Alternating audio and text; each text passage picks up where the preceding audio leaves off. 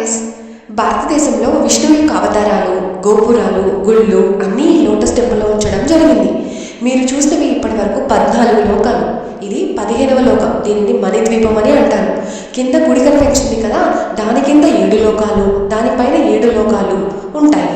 అంటే అనగా పైలోకాలు 7 లోకాలు అంటే ఒక యమలోకం, ఇంద్రలోకం, చంద్రలోకం, సూర్యలోకం, విష్ణులోకం, బ్రహ్మలోకం, శివలోకం. క్రింద లోకాలు అనగా భూలోకం, నాగలోకం, పాతాళలోకం, కిన్నెర, కింపురుష, యక్ష, గంధర్వ లోకాలు ఉన్నాయి. అంటే మొత్తం 7+7 14 లోకాలు. కలియుగానంతరం 14 లోకాలు మునిగిపోతే మనం పూజించే దేవతలు ఎవ్వరూ ఉండరు.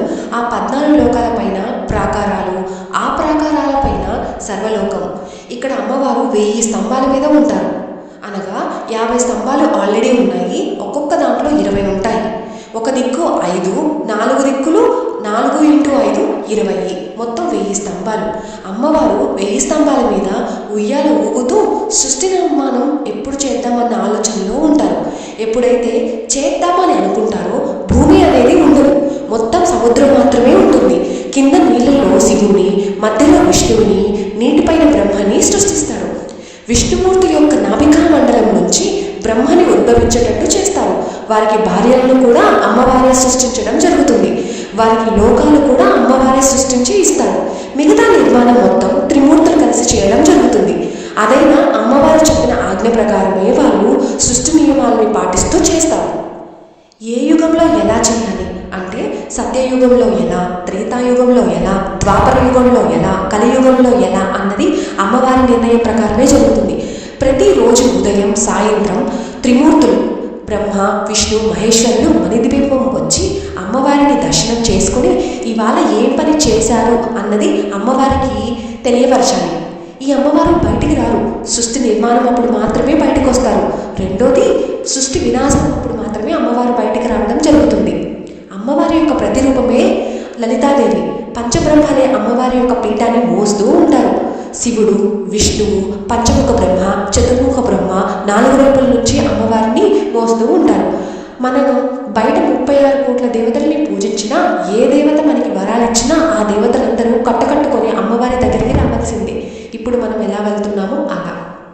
అమ్మవారి ఆధీనంలో కామధేనువు, కల్పవృక్షము, సంతాన వృక్షము, ఇచ్ఛాశక్తులు, జ్ఞానశక్తులు, 4 వేదాలు, నవగ్రహాలు, 6 ఋతువులు, పంచభూతాలు, 64 కళలు, 32 శక్తులు, వజ్రాల కుండలు, వైడూర్యాలు, గోమేదకాలు, పుష్పాలు, మరకత మాణిక్యాలు, నదులు, సముద్రాలు, పర్వతాలు, వృక్షాలు, ప్రాకారాలు 14 లోకాలే అమ్మవారి యొక్క ఆధీనంలో ఉంటాయి.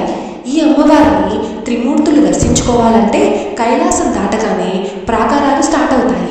ఆ ప్రాకారాల యొక్క సువర్ణ ప్రాకారం దగ్గరికి వచ్చి ఈ త్రిమూర్తులు గేట తీసుకుని లోపలికి రాగానే వాళ్ళు ఆటోమేటిక్గా ఆడవారిగా మారిపోతారు.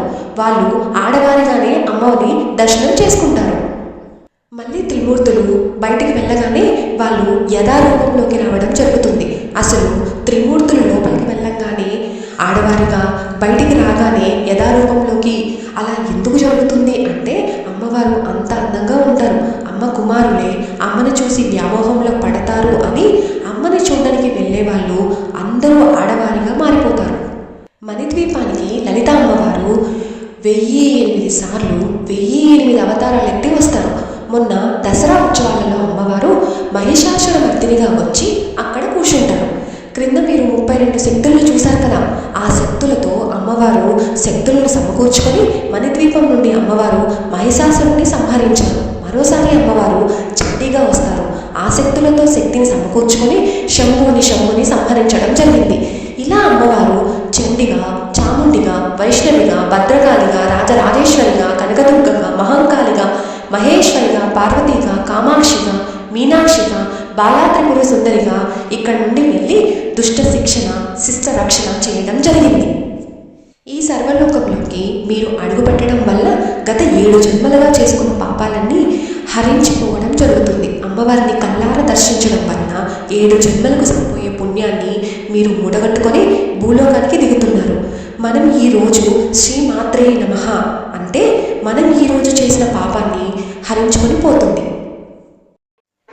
ఇప్పటి వరకు మీరు క్రింద నాగలోకం దాటుకుని వచ్చారు కదా, అక్కడ నాగదేవత మనస దేవిని దర్శించడం వల్ల మీకు ఎలాంటి నాగదోషం ఉన్నా కాలసర్ప దోషాలున్నా అక్కడ అవి హరించుకొని పోతాయి. అలాగే మీరు యమలోకం కూడా దాటారు అంటే మృత్యువును జయించుకొని పైకి వచ్చారు.